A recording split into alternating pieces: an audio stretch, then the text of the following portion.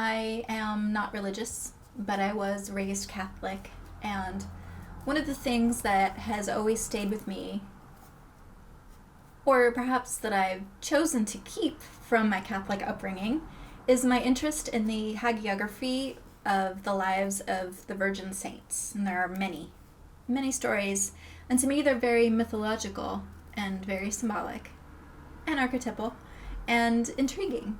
And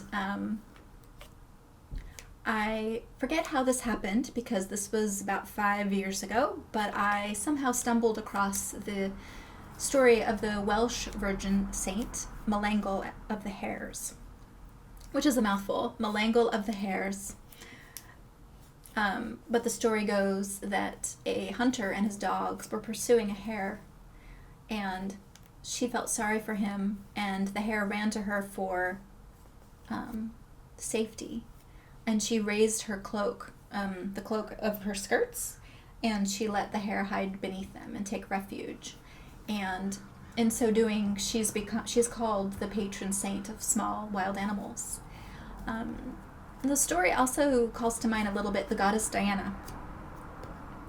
But anyway, the story kind of intrigued me too, and somehow it must have been early spring when I read the story or something. But I just imagined suddenly this visual of her cloak moving and of flowers and floral smells, and then suddenly I had to make a perfume about the whole thing. So the botanical perfume Melangell of the Hares was born. And around the same time I was reading a lot of stories of Virgin Saints, and I created a whole series called the Sainted Scents.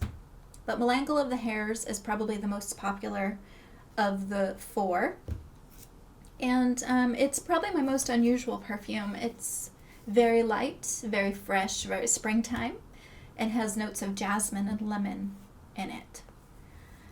I was really trying to convey that visual I had of these flowers springing up around her cloak and of spring and rabbits, and I wanted something very light and very sweet and fresh. And so the botanical perfume can be sampled in the link below.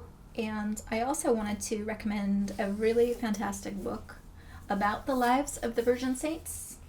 It is not so much a religious feeling book, it's more a mythical book. This book is special to me. It's written and illustrated by Gisela Potter, and this is kind of from my life in Los Angeles. I used to really enjoy working part-time at this gallery of original children's art called Every Picture Tells a Story, and I was fortunate enough to be working there when we were selling original Gisela Potter art from the book. So I really recommend checking out this book if you are interested in the lives of the Virgin Saints.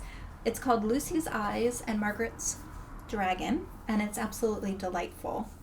And also found in this book are the stories of the other 3 sainted scents that I created. Since I am such a Francophile, I also had to make a Saint Joan, which I had to discontinue because it had a little bit of ambergris in it, and I no longer have the ambergris. I can't make the formula. There's also Saint Bega of Bees, and one of the most fantastic of this Virgin Saint stories is the story of Saint Christina the Astonishing. If nothing else, her name is amazing, but she is one of the saints who's also known as the Flying Saints, and there are stories of her flying, and no one tells the story of Saint Christina more beautifully and more succinctly, aside from Gisela Potter, than Nick Cave, who wrote a song about her story, and you can find it online on YouTube or whatever.